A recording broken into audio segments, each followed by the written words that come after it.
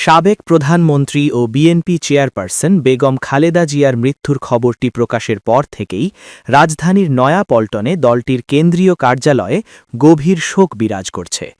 মঙ্গলবার ৩০ ডিসেম্বর সকাল থেকেই হাজার হাজার নেতাকর্মী ও সমর্থক সেখানে ভিড় করেন। প্রিয় নেত্রীর বিদেহী আত্মার প্রতি শ্রদ্ধা জানাতে পুরো এলাকা শোকস্তব্ধ হয়ে ওঠে।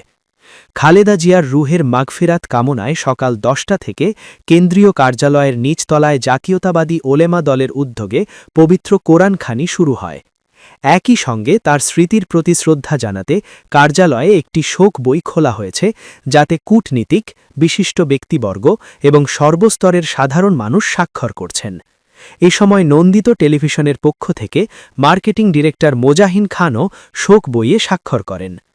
দিবস জুড়ে কেন্দ্রীয় কার্যালয়ে অবস্থান করেন বিএনপি চেয়ারপারসনের উপদেষ্টা সৈয়দ মোয়াজ্জেম হোসেন আলাল সহ দলের শীর্ষ নেতারা। শোকের প্রতীক হিসেবে কার্যালয়ে কালো পতাকা উত্তোলন করা হয় এবং দলীয় পতাকা অর্ধনমিত রাখা হয়েছে। সৈয়দ মোয়াজ্জেম হোসেন আলাল জানান, আগামী বুধবার অনুষ্ঠিতব্য জানাজার আগ পর্যন্ত এই কোরআনখানি চলবে। তিনি বলেন, রাজধানীর বিভিন্ন প্রান্ত থেকে নেতাকর্মীরা ব্যানার, ফেস্টুন ও শোক বার্তা নিয়ে নয়াপল্টনে আসছেন। অনেকে অঝরে কাঁদছেন, আবার অনেকে নীরবে দাঁড়িয়ে চোখের জল ফেলছেন। খালেদা জিয়ার রাজনৈতিক ভূমিকা স্মরণ করে তিনি বলেন, আমরা একজন আপোষহীন নেত্রীকে হারালাম, যিনি দেশের জন্য সর্বোচ্চ ত্যাগ স্বীকার করেছেন। আল্লাহ তাকে জান্নাতের সর্বোচ্চ মাকাম দান করুন।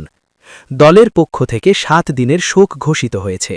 এটি সরকারিভাবে ঘোষিত ৩ দিনের রাষ্ট্রীয় শোকের পাশাপাশি বিএনপি আয়োজিত শোক কর্মসূচি, যা ৭ দিন ধৈর্য ও শ্রদ্ধার সঙ্গে পালন করা হবে।